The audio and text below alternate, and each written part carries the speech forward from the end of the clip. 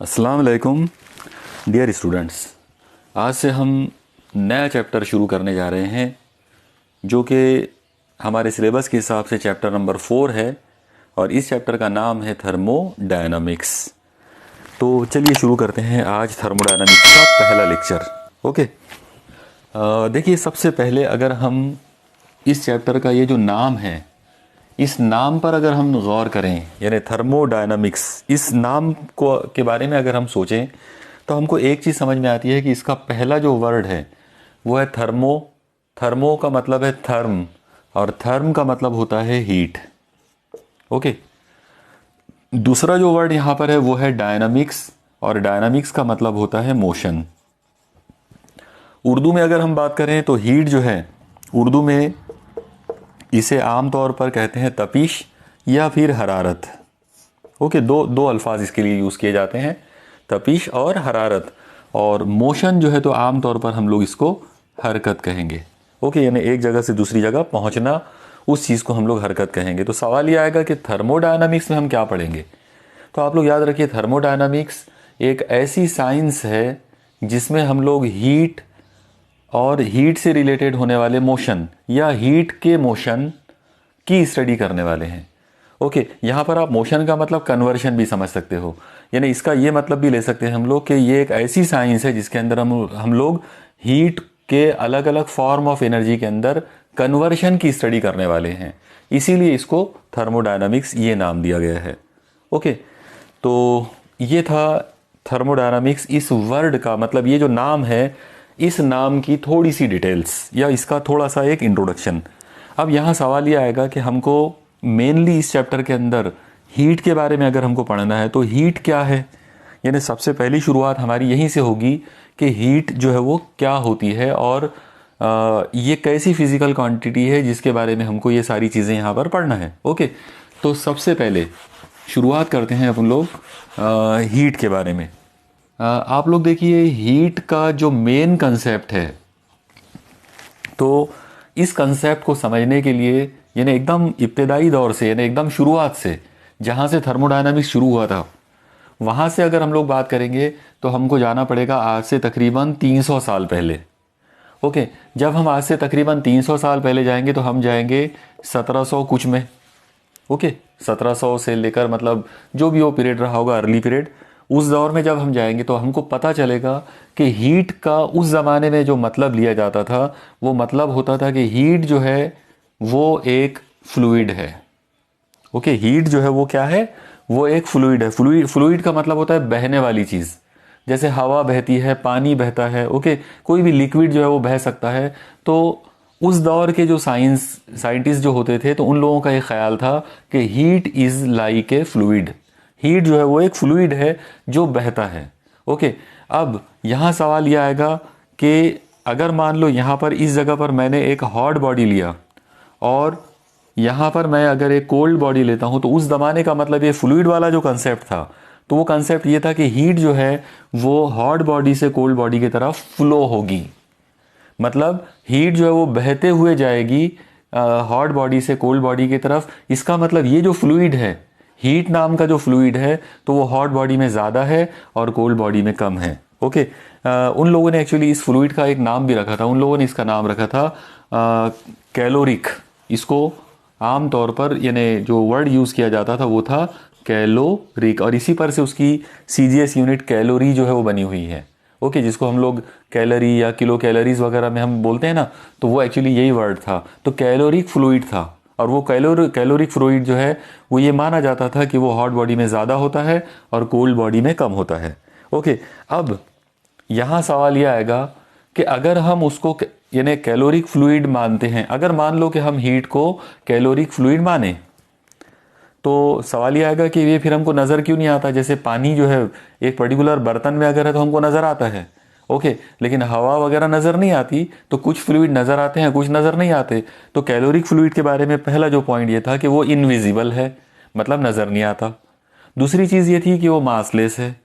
Massless का मतलब यह है कि उसका कोई वज़न नहीं है, उसका कोई कमियत नहीं है, कोई मास नहीं है, और मास ना होने की वजह से वो बिल्कुल इट कैन फ्लो एनीवेयर, किधर भी वो घूम फिर सकता है, वो बिल्कुल फ्री है।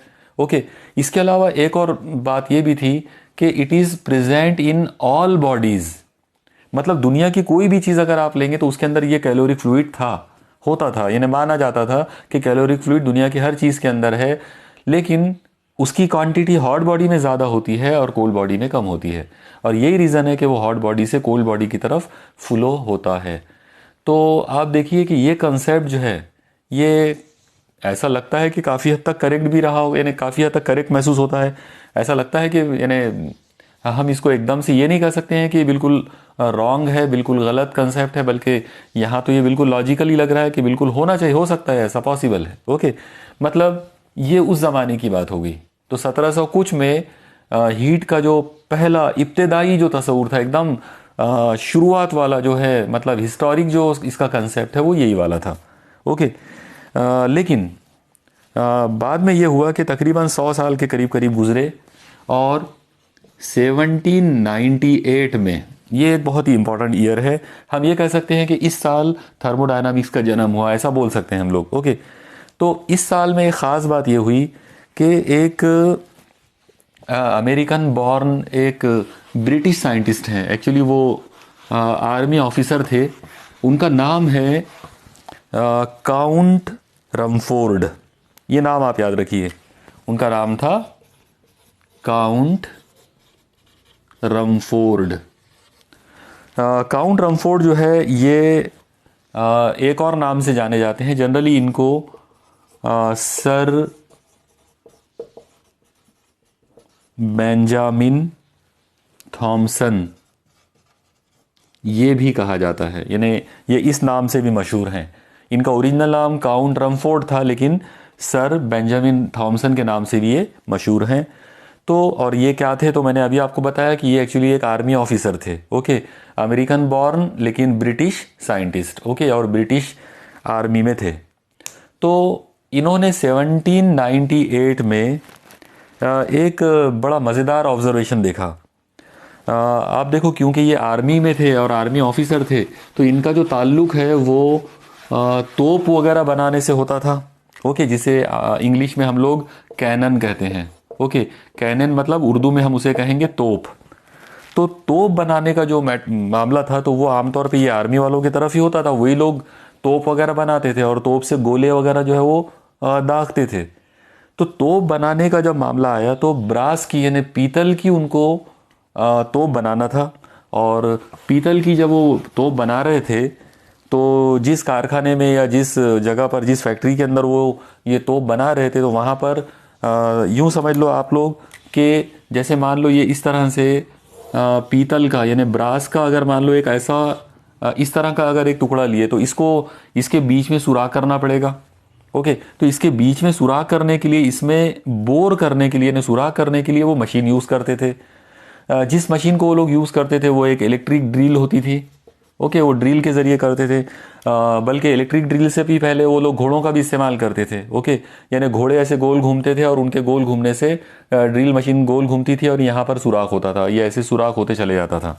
ओके, तो एक मज़ेदार ऑब्जर्वेशन जो काउंट रमफोर्ड ने किया वो ये था कि जब वो ब्रास के कैनन में ड्रिल कर रहे थे, यानी कैनन बनाने के लिए, तोप बनाने के लिए, जब वो ब्रास का वो जो सिलेंडर था, सॉलिड सिलेंडर, उसमें जब वो बीच में ड्रिल कर रहे थे, तो उन्होंने देखा कि ये जो ड्रम है, ये जो ब्रास का यानी पीतल का ये जो ड्रम है, ये गर्म होना शुरू हो गया है। ये जो बॉडी है तो ये गर्म हो रही है, इसमें हीट पैदा हो रही है।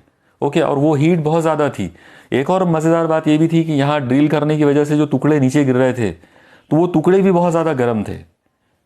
तो अब यहाँ पर एक प्रॉब्लम ये आया काउंट रमफोर्ड के सामने कि अगर हीट जो है वो फ्लूइड है, ओके, यानी अगर हम हीट को थोड़ी देर के लिए मान लेते हैं कि वो कैलोरिक फ्लूइड से बनी हुई है, तो सवाल ये आया कि ठीक है, इसमें वो कैलोरिक फ्लूइड होगा। ओके, लेकिन जब आप इसको ड्रिल कर रहे हो, लोहे की एक ड्रिल मशीन से जब आप इसको सुराख कर रहे हो, तो ये हीट जो है ये इसके अंदर कंटिन्यूअसली कैसे पैदा हो रही है? क्योंकि वो तो जितनी देर तक ड्रिल करते चले गए उतनी देर तक वो गर्म होता रहा। फिर वो जो टुकड़ा नीचे गिरा वो भी गर्म था, मतलब ये हुआ कि उसके अंदर भी हीट थी। ओके, तो फिर उसका सोर्स क्या था? वो हीट कहाँ से आ गई उसके अंदर? और एक और चीज़ जो थी वो सबसे ख़ास बात ये थी उसके अंदर कि जितनी देर तक, ये आप ध्यान में रखिए कि जितनी देर तक आप ये ड्रिल को घुमाते रहेंगे उतनी देर तक ये गर्म होता रहेगा, और इतना ज़्यादा गर्म होगा कि उन्होंने इसके ऊपर पानी को उबालने का भी एक्सपेरिमेंट करके बताया था। यानी लोगों को उन्होंने ये भी बताया था कि जब पीतल के इस सॉलिड सिलेंडर के अंदर जब बीच में ड्रिल करते हैं तो ड्रिल करते वक्त इतनी गर्मी पैदा होती, इतनी ज़्यादा हीट एनर्जी इसमें से निकलती है कि आप उससे पानी उबाल भी सकते हो। इसका बाकायदा उन्होंने ऑब्जर्वेशन करके बताया था लोगों के सामने। ओके, तो और एक और, हाँ, इसमें एक और ख़ास बात है कि ड्रिल जो है जब उन्होंने एकदम शार्प, ओके, यानी एकदम तेज़ टाइप की जब उन्होंने ड्रिल लिए तो भी ये कटना शुरू हुआ। ये जल्दी जल्दी कट रहा था, यानी जल्दी जल्दी इसमें गड्ढा हो रहा था और हीट पैदा हो रही थी। लेकिन बाद में उन्होंने क्या किया कि इसको हटाकर इसकी जगह पर एकदम डल टाइप की ड्रिल लिए और उससे उन्होंने ये बोरिंग किए, ये गड्ढा किए। तो उन्होंने देखा कि इसकी वजह से जल्दी जल्दी तो गड्ढा नहीं हो रहा था, लेकिन हीट उससे भी ज़्यादा पैदा हो रही थी, जितनी पहले हो रही थी उससे भी ज़्यादा हो रही थी। तो इसका मतलब ये हुआ, उनके दिमाग में ये आया कि इसका मतलब यह है कि हीट का जो कनेक्शन है वो ये फ्लूइड्स के साथ में नहीं हो सकता, हीट ये फ्लूइड नहीं हो सकती, बल्कि इसका कनेक्शन, यानी हीट का जो कनेक्शन है कहीं ना कहीं वो फ्रिक्शन के साथ में है।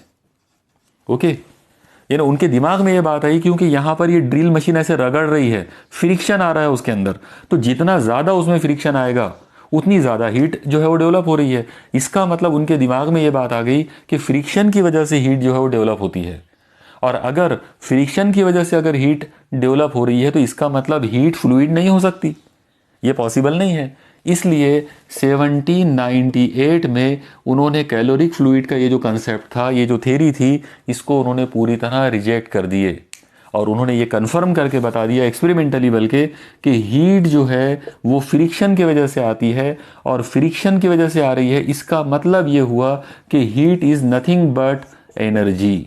वो एक तरह की एनर्जी है जो इस बॉडी के अंदर मैकेनिकल एनर्जी की वजह से पैदा हो रही है। यहाँ फ्रिक्शन का मतलब क्यों हुआ, फ्रिक्शन कहाँ से आया, हरकत की वजह से, हरकत यानी मैकेनिकल एनर्जी। तो मैकेनिकल एनर्जी जो है वो एक तरह से कन्वर्ट हो रही है हीट के अंदर। ओके, तो ये इस एक्सपेरिमेंट के ज़रिए प्रूफ हुआ था, और यहाँ से ये कंसेप्ट शुरू हुआ कि हीट जो है वो कैलोरिक फ्लूइड का नाम नहीं है, बल्कि हीट जो है वो एक तरह की एनर्जी है। Heat is a form of energy. Energy को हम लोग उर्दू में तवानाई कहते हैं। इसका मतलब हम ऐसा बोलेंगे कि हीट जो है वो किसी फ्लूइड का नाम नहीं है, बल्कि वो एक तवानाई का नाम है, वो एक तरह की एनर्जी है। और ये एनर्जी क्या होती है, ये एनर्जी फ्लो होती है, ये एनर्जी एक जगह से दूसरी जगह पहुंच सकती है, जाती है। ओके, तो ये हो, और ये फ्रिक्शन की वजह से डेवलप होती है। यानी जब दो सॉलिड बॉडी एक दूसरे के ऊपर रगड़ते हैं, कोई भी दो सॉलिड बॉडी अगर एक दूसरे के ऊपर रगड़ते हैं, फ्रिक्शन आता है, तो उनके अंदर हीट जो है वो जनरेट होती है। उसकी एक और एग्जांपल आप लोग ले सकते हैं, जैसे अगर हम हमारे हाथों को ये इस तरह से अगर करते हैं, यानी अगर हम हमारी दोनों हथेलियों को ऐसे अगर रगड़ते हैं, सर्दियों में आमतौर पर ऐसा होता है, तो हमारी हथेलियाँ गर्म हो जाती।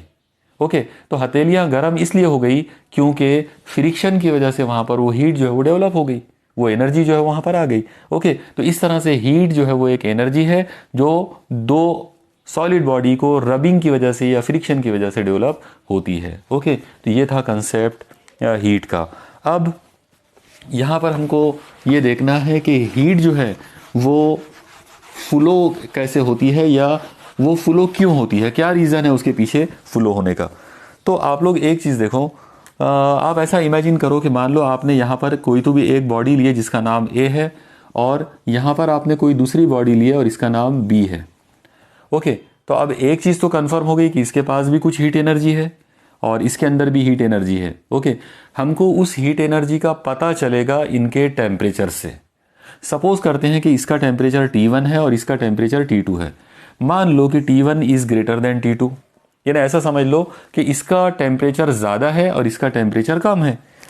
अगर इसका टेम्परेचर ज़्यादा है और इसका टेम्परेचर कम है, तो इसका डेफिनेटली मतलब ये होगा कि जो हीट एनर्जी है वो यहाँ से निकलकर इसके तरफ जाएगी। ओके, यानी हीट जो है वो यहाँ से फ्लो होकर इधर जाएगी। और ये उसका सबसे सिंपल आइडिया है कि हीट जो है it always flows from higher temperature to lower temperature. मतलब हीट का फ्लो कब पॉसिबल होगा, जब टेम्परेचर का डिफरेंस होगा। यानी यहाँ पर आप याद रखो कि टेम्परेचर का जो डिफरेंस है मतलब T1 माइनस T2, ये कुछ तो भी नंबर आना चाहिए, कुछ तो भी पॉजिटिव नंबर आना चाहिए। ओके, पॉजिटिव या निगेटिव भी चलेगा, यानी T2 भी अगर बड़ा है तो इसका आंसर निगेटिव आ जाएगा, लेकिन इसका आंसर 0 नहीं आना चाहिए, ये दोनों इक्वल नहीं होना चाहिए। अगर T1 इक्वल टू T2 अगर आ जाता है तो फिर हीट का फ्लो नहीं होगा।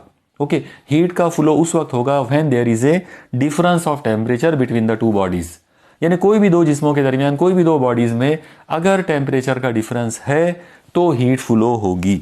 ओके, तो ये हीट का कंसेप्ट था। अब सवाल यहाँ पर ये आ गया कि अब हमने हीट को एक्सप्लेन करते करते, मतलब हीट जो है उसको एक्सप्लेन करते करते हमने अब यहाँ पर एक नया वर्ड यूज़ कर लिए और वो नाम है टेम्परेचर।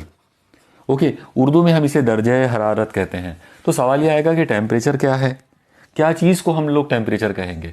ओके, क्या पॉसिबल है कि टेम्परेचर को गिन सकते हैं हम लोग? तो बिल्कुल सिंपल सी बात है, बिल्कुल हाँ।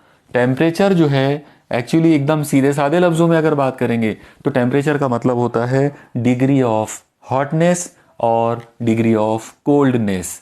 मतलब कोई चीज़ कितनी हॉट है या कोई चीज़ कितनी कोल्ड है, इसका पता चलाने के लिए, ये देखने के लिए ये कितना हॉट है और ये कितना कोल्ड है, ये देखने के लिए जो चीज़ हम यूज़ करेंगे, जो स्केल हम यूज़ करेंगे, उस स्केल को, उस पैमाने को हम लोग टेम्परेचर कहते हैं। ओके, ये हो गया इसका जनरलाइज्ड कंसेप्ट।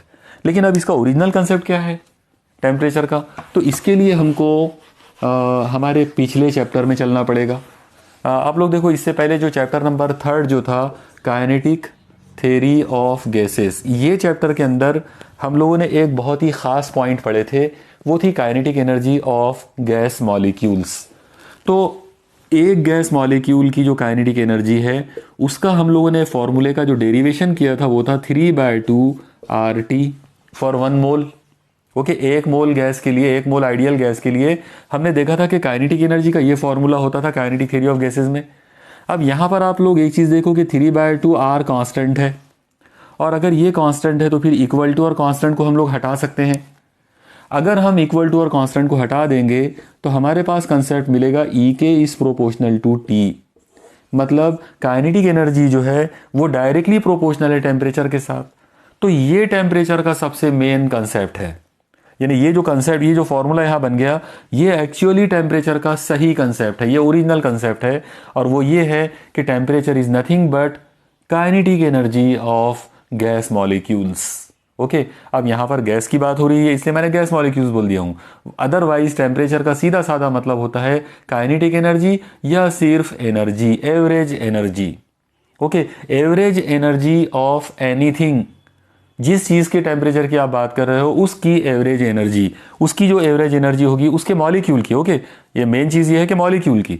तो एवरेज एनर्जी ऑफ मॉलिक्यूल जो है किसी भी सब्सटेंस की, उसको हम लोग टेम्परेचर कहेंगे। ओके, ये है टेम्परेचर का मेन कंसेप्ट। अब यहाँ पर मैं क्योंकि अब बात टेम्परेचर की आ गई है तो हम लोग थोड़ा सा टेम्परेचर को डिटेल में देख लेते हैं, ताकि हम लोग जो JEE और नीट का जो सिलेबस है उसके भी कुछ पॉइंट्स जो है वो कवर होते जाएं, यानी सिर्फ 12th बोर्ड का जो मामला है सिर्फ वही कवर ना हो, बल्कि साथ ही साथ JEE और नीट की भी तैयारी होती चली जाए। और ये चैप्टर बहुत इंपॉर्टेंट है, इसलिए यहाँ पर मैं टेम्परेचर को थोड़ा सा ज़्यादा डिटेल्स में लेना चाहूँगा।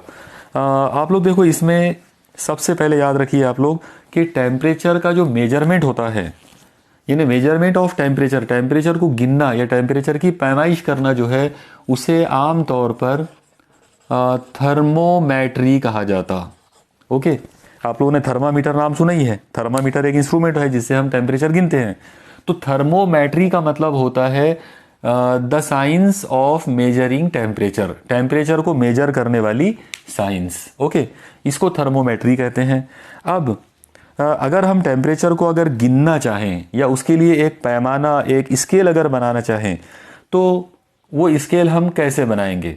तो उसको बनाने के लिए सबसे पहले तो हम ये देखेंगे कि दुनिया में जो अलग अलग जो पैमाने, अलग अलग जो स्केल्स हैं टेम्परेचर के मेजरमेंट के लिए, पहले हम उनकी बात करते हैं। ओके, तो आप लोग देखिए, दुनिया में बेसिकली वैसे तो बहुत सारे हैं, लेकिन बेसिकली मेन 3 अलग अलग स्केल्स हैं। इनमें से एक स्केल जो है उसे हम कहते हैं डिग्री सेल्सियस। ओके, एक होता है डिग्री फ़ारेनहाइट और एक होता है डिग्री केल्विन। ओके, आप याद रखो डिग्री का ये जो सिंबल है वो डिग्री सेल्सियस और डिग्री फ़ारेनहाइट के साथ यूज़ किया जाता है, लेकिन केल्विन के साथ नहीं यूज़ करते। उसको सिर्फ के लिखा जाएगा और यहाँ वो सिंबल नहीं बनाएंगे, सिर्फ के जो है इसी को डिग्री केल्विन पढ़ा जाता है। ओके, तो ये थोड़ा सा आप याद रखो। ये 3 अलग अलग पैमाने, 3 अलग अलग स्केल हैं टेम्परेचर को गिनने के। ओके, अब सवाल ये आएगा कि ये जो स्केल्स हैं तो इनको हम इनका मीनिंग क्या है, इनको कैसे बनाया गया, या इनके अंदर बेसिक क्या चीज़ रखी गई, इनके लिए रेफरेंस क्या था। तो यहाँ पर आप याद रखो कि बहुत ही सिंपल इन्होंने क्या किया कि ये अलग अलग जो स्केल्स हैं इनको बनाने के लिए इन्होंने एक चीज़ का इस्तेमाल किया, वो है पानी, वाटर। उन्होंने क्या किया, उन्होंने ये देखा कि पानी जो है वो एक पर्टिकुलर टेम्परेचर के ऊपर फ्रीज हो जाता है, मतलब जम जाता है। ओके, और एक पर्टिकुलर टेम्परेचर के ऊपर बॉईल हो जाता है, यानी उबल जाता है। तो जो टेम्परेचर के ऊपर पानी उबल जाता है हम उसे कहेंगे बॉइलिंग पॉइंट, और जिस टेम्परेचर के ऊपर वो फ्रीज हो जाता है, जम जाता है, बर्फ़ बन जाता है, हम उसको कहेंगे आइस पॉइंट या फ्रीजिंग पॉइंट।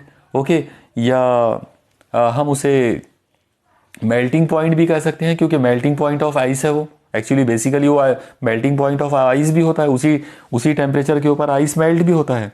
ओके, तो 3 अलग अलग स्केल जो हैं, उन तीनों स्केल्स के अंदर ये दोनों टेम्परेचर अलग अलग हैं। ओके, तो उन्होंने क्या किया कि ये जो चीज़ है बॉइलिंग पॉइंट और फ्रीजिंग पॉइंट, इनको रेफरेंस बनाया और इनको रेफरेंस बनाकर अलग अलग स्केल बनाए। सबसे बढ़िया स्केल जो बनाई गई थी वो डिग्री सेल्सियस थी। ठीक है, उन्होंने क्या किया, उन्होंने देखा कि पानी जब जम जाता है तो वहाँ से ये टेम्परेचर को स्टार्ट कर दो। पानी जहाँ जम जाता है वहाँ से टेम्परेचर स्टार्ट कर दो। इसका मतलब ये हुआ कि जो फ्रीजिंग पॉइंट है उसको नाम दे देंगे 0, क्योंकि 0 से ही कोई भी नंबर स्टार्ट होता है।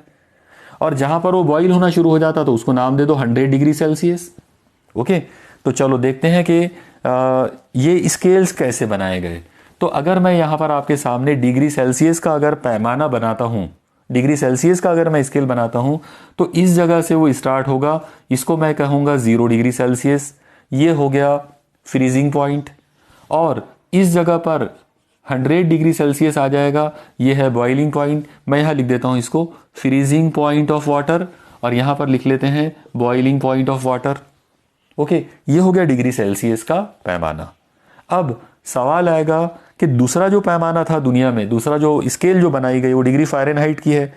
तो जब डिग्री फ़ारेनहाइट की स्केल हम बनाएंगे तो इससे पैरेलल वे में हम यहीं पर यही 2 रेफरेंस पॉइंट लेंगे, यानी फ्रीजिंग पॉइंट लेंगे और बॉइलिंग पॉइंट लेंगे वाटर का। तो इन्होंने एक चीज़ बताया कि जिस वक्त पानी फ्रीज होता है उस वक्त 32 डिग्री फ़ारेनहाइट होता है। ओके, जैसे इन्होंने बोला था कि 0 डिग्री सेल्सियस होता है, ऐसे डिग्री फ़ारेनहाइट वालों ने क्या बताया कि जब पानी फ्रीज होता है उस वक्त उनका टेम्परेचर 32 डिग्री फ़ारेनहाइट होता है, और जब पानी उबलने लगता है यानी बॉईल हो जाता, उस वक्त उसका टेम्परेचर होता है 212 डिग्री फ़ारेनहाइट। तो ये चीज़ इन्होंने बताया डिग्री फ़ारेनहाइट वालों ने। ओके, तो ये हो गया डिग्री फ़ारेनहाइट का स्केल। ओके, इसके बाद फिर एक स्केल और आई जिसे एब्सोल्यूट स्केल कहा जाता है, और हम लोग जो है तमाम कैलकुलेशन जो है वो एब्सोल्यूट स्केल में ही करते हैं। तो एब्सोल्यूट स्केल जो है डिग्री केल्विन वाली जो स्केल है, तो हम उसको भी यहाँ से लेकर यहीं तक ले लेंगे, मतलब बॉइलिंग पॉइंट और फ्रीजिंग पॉइंट। तो उन्होंने ये बताया कि पानी का जो फ्रीजिंग पॉइंट है वो 0 डिग्री सेल्सियस होगा, 32 डिग्री फ़ारेनहाइट होगा, लेकिन जब एब्सोल्यूट स्केल की बात आएगी उन्होंने बताया कि वो होता है 273 डिग्री केल्विन। और अगर हमको इसकी और ज़्यादा एक्यूरेसी चाहिए तो हम यहाँ पर 0.15 भी लगाएंगे।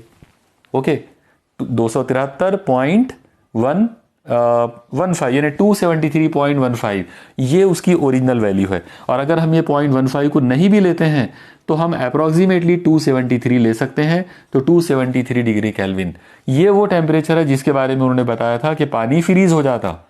ओके, और जब पानी जो है वो उबलने लगता है तो उस वक्त टेम्परेचर होता है 373 डिग्री केल्विन, या फिर आप चाहो तो 373.15। अगर आपको बिल्कुल एक्यूरेसी चाहिए तो उसके आगे 0.15 भी आएगा। ओके, वो आप ध्यान में रखिए। ओके, अब आप लोग एक चीज़ देखो कि अगर पानी जो है वो 273 डिग्री केल्विन से स्टार्ट कर रहे हैं फ्रीज होना, तो इसका मतलब ये है कि जब आप इसके नीचे जाएंगे तो इसके नीचे जाना पॉसिबल है।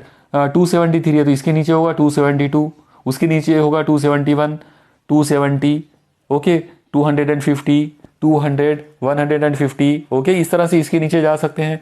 तो सवाल ये आएगा कि इसके नीचे आप कहाँ तक जाओगे। तो डेफिनेटली इसके नीचे अगर हम उतरते चले जाएं तो हम पहुंचेंगे -273 डिग्री केल्विन तक। ये वाला जो टेम्परेचर है मतलब सॉरी -273 डिग्री सेल्सियस तक जाएंगे इसके हिसाब से अगर हम बात करेंगे तो वो जो टेम्परेचर आएगा उसको हम लोग बोलेंगे 0 डिग्री केल्विन। और ये जो 0 डिग्री केल्विन जो है इसे कहते हैं एब्सोल्यूट ज़ीरो। आप याद रखो ये वो टेम्परेचर होता है जिस पर इलेक्ट्रॉन की भी मोशन सीज हो जाती।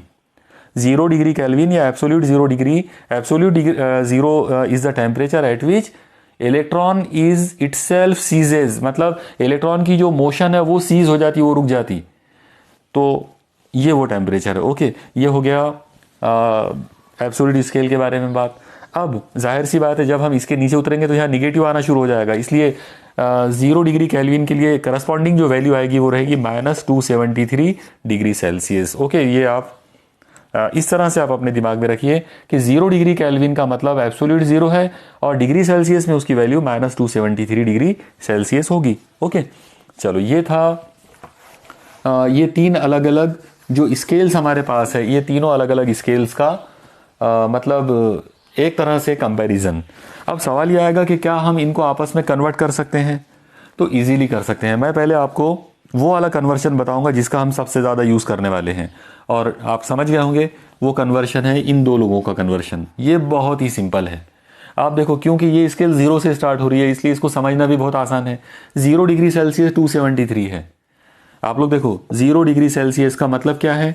273 डिग्री केल्विन। ओके, अब अगर मैं दोनों तरफ 1 ऐड कर दूं तो क्या होगा? मान लो मैंने इसमें भी ऐड किया और इसमें भी ऐड किया, तो ये क्या बन जाएगा? 1 degree Celsius is equal to 274 degree Kelvin. इसका मतलब मैंने क्या किया, ये जो 1 है इसके अंदर मैंने ऐड किया 273। तो एकदम सिंपल कन्वर्शन यहां पर मुझे मिला, और वो कन्वर्शन क्या है?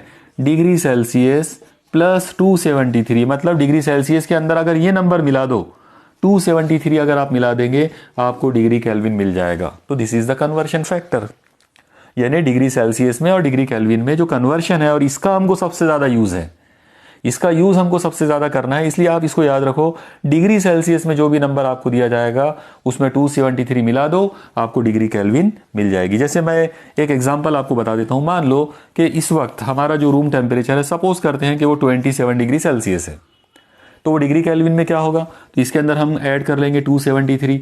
जाहिर है दोनों को जब आप ऐड करोगे इट बिकम्स 300 डिग्री केल्विन, यानी इस वक्त हमारे रूम का जो टेम्परेचर है वो 300 डिग्री केल्विन है। ओके, अगर वो 27 डिग्री सेल्सियस है तो डिग्री केल्विन के अंदर वो टेम्परेचर 300 डिग्री केल्विन होगा। ये इस बात का मतलब है।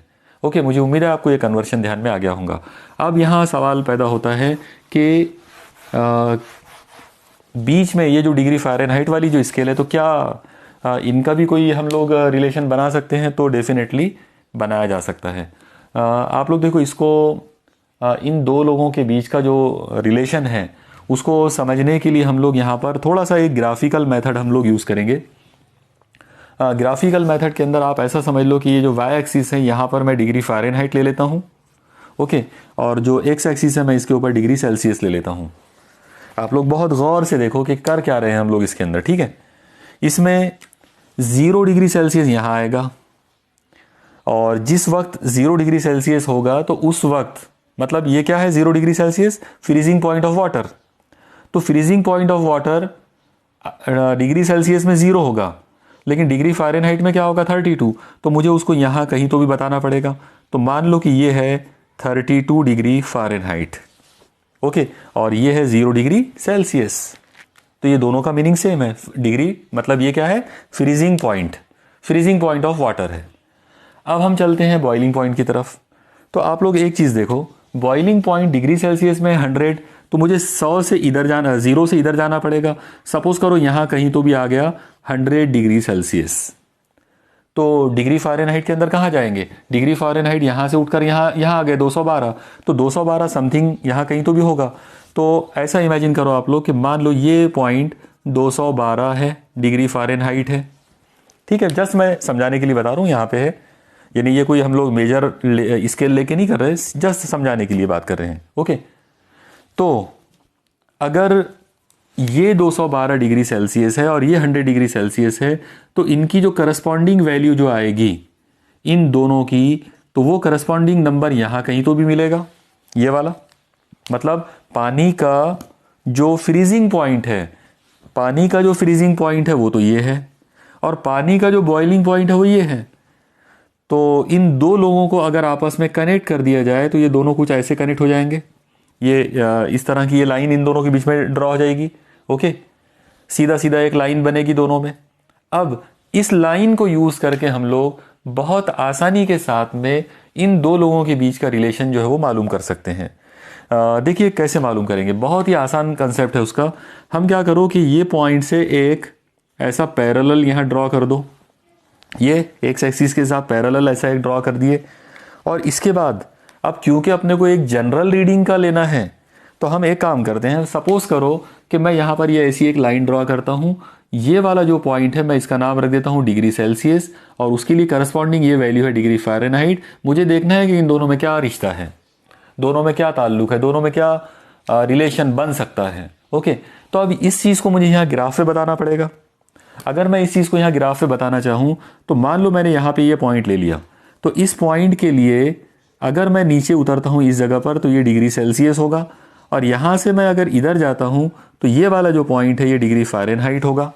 ओके, लेकिन ये ड्रॉ करते बराबर जैसे ही मैंने ये पॉइंट यहाँ पर बनाया, आप लोग अगर गौर से देखेंगे तो यहाँ पर एक ट्रायंगल तैयार हो गया, एक ये वाला ट्रायंगल, छोटा सा ट्रायंगल जो कि राइट एंगल ट्रायंगल है, और साथ ही साथ अगर मैं इसको थोड़ा सा एक्सटेंड कर दूं तो ये एक बड़ा राइट एंगल ट्रायंगल, देखो आप गौर से। ओके, मैं ये डैश वाली लाइन को यहाँ सॉलिड बना देता हूँ, तो अगर मैं इसको सॉलिड लाइन बना देता हूँ तो आप देखो ये एक ट्रायंगल तैयार हो गया इस जगह पर ऐसे पूरा। लेकिन सिर्फ एक ही ट्रायंगल नहीं बना, बन के यहाँ पे दो ट्रायंगल बन गए, एक ये छोटा वाला ट्रायंगल इतना, और एक ये बड़ा वाला ट्रायंगल इतना बड़ा। एक काम करते हैं, इसको समझने के लिए, ज्योमेट्रिकली इसको समझने के लिए ये ट्रायंगल्स के कुछ नाम रख देते। मान लो ये वाला पॉइंट ए है, ये पॉइंट बी है, ये पॉइंट सी है, ये वाला पॉइंट डी है, और ये वाला पॉइंट ई है। तो यहाँ पर मेरे पास अब दो ट्रायंगल हैं। पहले ट्रायंगल का नाम है ए बी सी, और दूसरे ट्रायंगल का नाम है ए डी ई। देखो आप लोग गौर से, ए बी सी यानी ये वाला बड़ा ट्रायंगल, और ए डी ई मतलब ये छोटे वाला ट्रायंगल। दोनों ट्रायंगल राइट एंगल ट्रायंगल है। ओके, और दोनों भी ट्रायंगल जो है वो सिमिलर ट्रायंगल है। सिमिलर मतलब दोनों भी बिल्कुल एक जैसे ट्रायंगल्स हैं।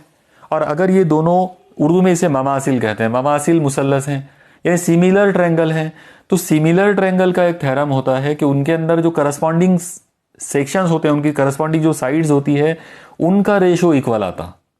अब यहाँ पर करस्पॉन्डिंग साइड्स के रेशो इक्वल आने का मतलब देखो किस तरह से लेंगे।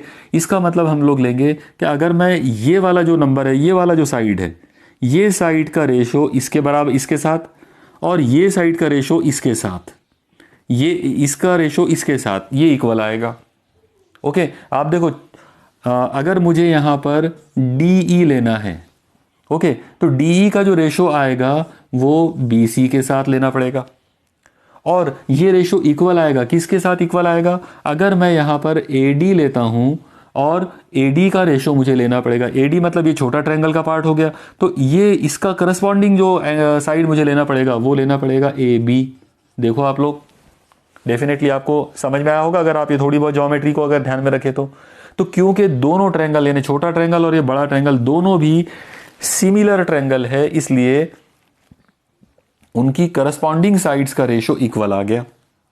ओके, अब आप लोग एक काम करो, यहां पर ये जो कुछ भी आपके सामने लिखा हुआ दिख रहा है तो इसमें वैल्यूज पुट करने की कोशिश करो, यानी इस ग्राफ को देखकर इनकी वैल्यूज पुट करेंगे। सबसे पहले आप लोग देखो डीई की जो वैल्यू है, देखो डीई की पहली वैल्यू ये वाली है, मतलब डिग्री फ़ारेनहाइट। तो चलो मैं यहां लिख देता हूं डिग्री फ़ारेनहाइट, और उसके नीचे ये है माइनस, यानी इसको माइनस करना पड़ेगा डिफरेंस लेने के लिए। डीई का मतलब रहेगा इतना पूरा डिस्टेंस, तो यहाँ की रीडिंग माइनस यहाँ की रीडिंग है डिग्री फ़ारेनहाइट, और यहाँ की रीडिंग क्या है 32, तो यह आएगा डिग्री फ़ारेनहाइट -32 अपॉन, अब आप देखो BC कौन है, तो BC का मतलब ये वाला टेम्परेचर, ओके, ये वैल्यू है उसकी, तो ये आ जाएगा 212 माइनस उसके बाद B की ये वैल्यू, तो ये वाली वैल्यू कितनी है 32, ओके, तो DE की वैल्यू इतनी आ गई डिग्री फ़ारेनहाइट -32 और BC की वैल्यू आ गई 212 -32 इज इक्वल टू,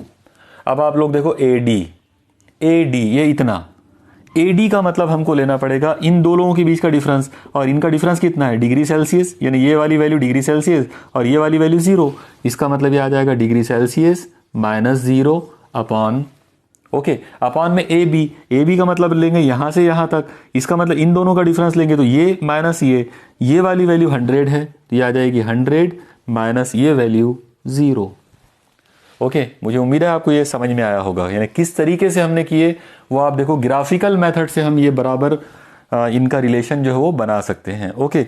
चलो अब इसको एक बार और हम लोग इसको सॉल्व करने की कोशिश कर लेते हैं कि देखो आगे क्या होता है इसमें। अब आप लोग एक चीज़ देखो, इन नंबरों को प्लस माइनस पहले कर लेंगे, ये आ जाएगा डिग्री फ़ारेनहाइट -32 डिवाइडेड बाय, अब आप देखो 212 में से आपको 32 को माइनस करना है तो 2 - 2 इज 0, यहाँ पर है 1 - 3 होगा नहीं, तो 11 - 3 इज 8, यहाँ से 1 चला गया मतलब 1, तो 180, तो 212 में से 32 को अगर आप निकालते हैं तो 180 बचेगा, is equal two degree Celsius -0 का मतलब है डिग्री सेल्सियस, और अपॉन में 100 - 0 का मतलब होगा 100, ओके। चलो और इसको हम लोग आगे बढ़ाते हैं। अब इसको अगर हमने सॉल्व किए तो देखो क्या हो सकता है इसके अंदर। सबसे पहले ये 0 से ये 0 कट जाएगा, आप इसको 2 से भी कट कर सकते हैं, 2 9 18 और 2 5 10, इसका मतलब हमको फॉर्मूला मिला degree Celsius upon 5 is equal two degree Fahrenheit -32 upon 9। आप याद रखो ये एक बहुत ही इंपॉर्टेंट रिलेशन है। इस फॉर्मूले के जरिए, एक्चुअली ये कन्वर्शन का फॉर्मूला है, conversion between degree Celsius and degree Fahrenheit.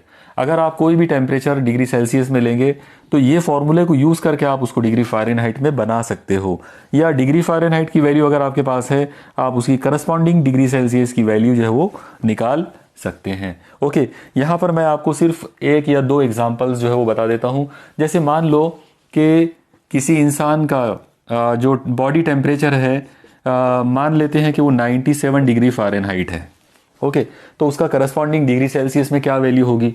तो एक काम करते हैं, कुछ भी नहीं है यहाँ पर हमको 97 रख देना पड़ेगा, तो ये आएगा degree Celsius upon 5 is equal to 97 degree Fahrenheit -32 upon 9।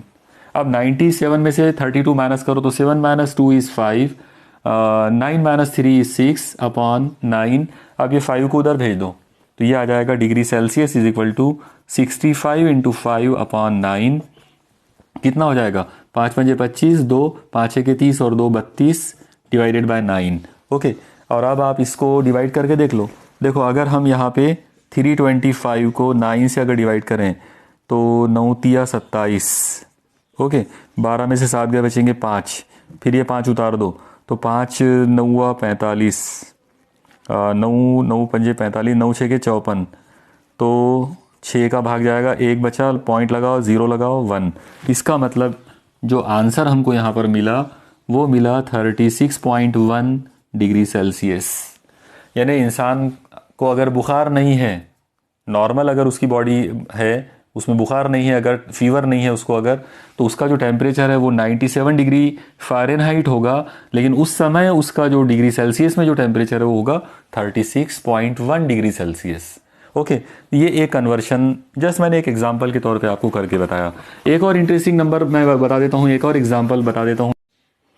चलिए एक और इंटरेस्टिंग एग्जांपल यहाँ पर हम देख लेते हैं।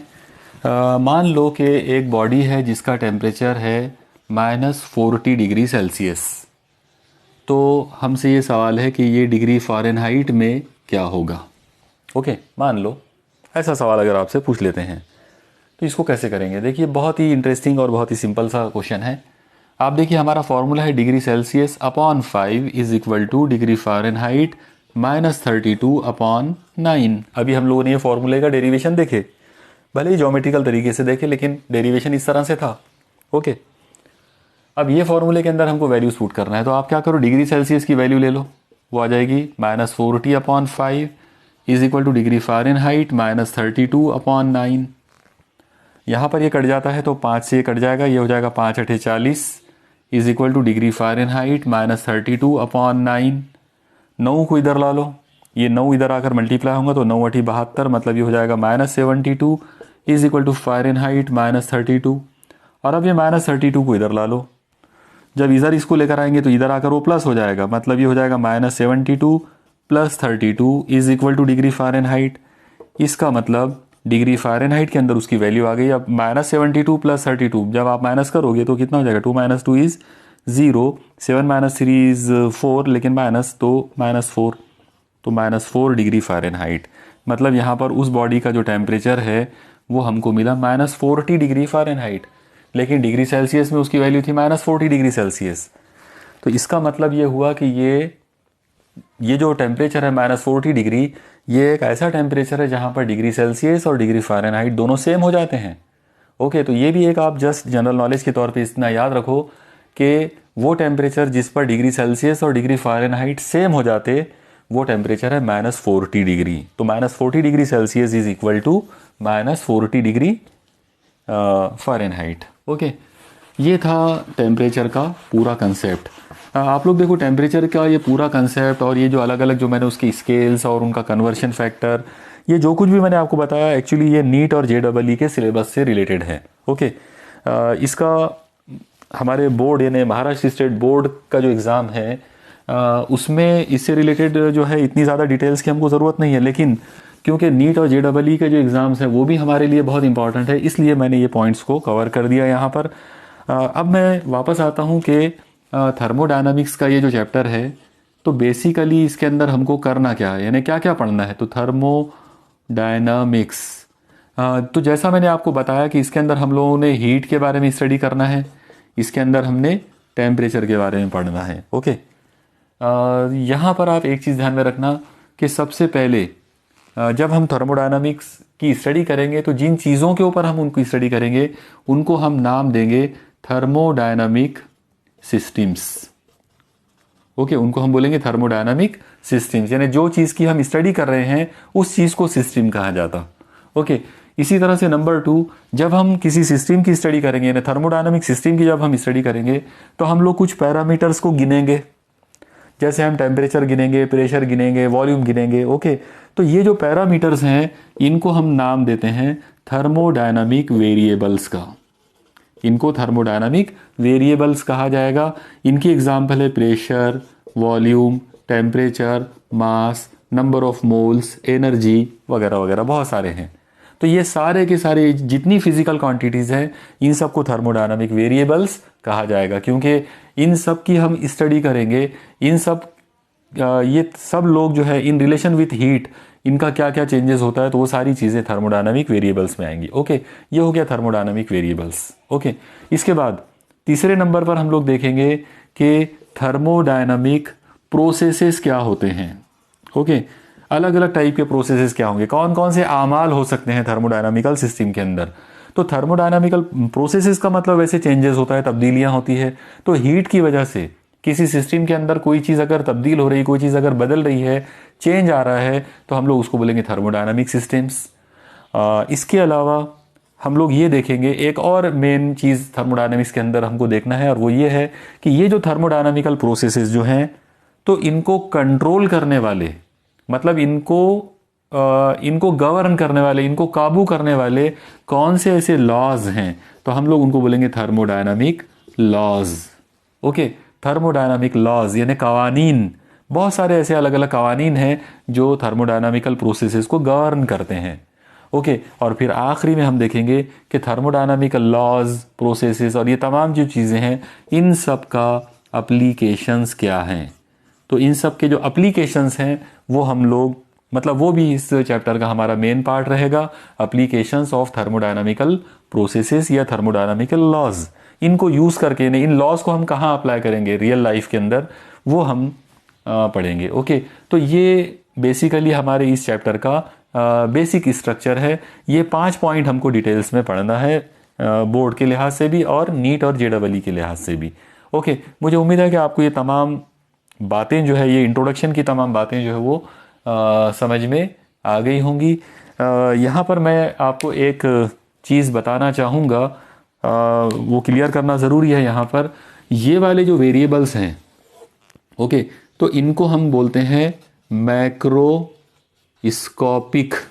स्टडी। मतलब ये जो स्टडी हम लोग यहाँ पे कर रहे हैं, तो ये मैक्रोस्कोपिक स्टडी है। मैक्रोस्कोपिक का मतलब होता है बड़े लेवल की स्टडी, यानी हम थर्मोडायनामिक्स के अंदर छोटी छोटी चीज़ों की स्टडी नहीं करेंगे, बल्कि हम बड़े बड़े ऑब्जेक्ट्स की स्टडी करेंगे, बड़े लेवल पर हम उनकी स्टडी करने वाले हैं। ओके, एज ए होल, मतलब जब हम बात करेंगे तो। जबकि हमने अभी लास्ट जो चैप्टर हमारा था काइनेटिक थ्योरी ऑफ गैसेस, अगर आपको याद हो तो काइनेटिक थ्योरी ऑफ गैसेस के अंदर जो स्टडी हमने किए थे वो माइक्रोस्कोपिक स्टडी थी। ओके, माइक्रोस्कोपिक स्टडी का मतलब था वहाँ की जो स्टडी थी वो हमने मॉलिक्यूलर लेवल पर जाकर स्टडी किए थे। जो कुछ भी पढ़ा था वो मॉलिक्यूलर लेवल पर, एटॉमिक लेवल पर जाकर हमने उनकी बात किए थे। इसलिए काइनेटिक थ्योरी ऑफ गैसेस जो है वो था तो हीट के बारे में, यानी हमने पढ़े थे हीट ही के बारे में, लेकिन माइक्रोस्कोपिक लेवल पर। ओके, लेकिन जब हम थर्मोडायनामिक्स की स्टडी करेंगे तो हम वही वाली तमाम चीज़ें पढ़ेंगे, लेकिन माइक्रोस्कोपिक लेवल के ऊपर। ओके, तो ये थोड़ा सा आप डिफरेंस भी अपने दिमाग में रखिए। चलिए, मेरे ख्याल से आज का जो इंट्रोडक्शन जो है थर्मोडायनामिक्स का वो इतना काफ़ी है। आप तमाम चीज़ों को नोट करो, और जो भी आप, यानी जिस भी तरह के आप एग्ज़ाम्स की तैयारी कर रहे हैं, मतलब चाहे वो बोर्ड की एग्ज़ाम्स की हो, चाहे वो नीट की हो, चाहे JEE की हो, आप इस चैप्टर को बहुत प्रिसाइसली, बहुत ही बारीकी के साथ में आप इसको लें और इसके हर पॉइंट को नोट करते जाएं। ओके, चलिए स्टडी करते रहिए। खुदा हाफिज़।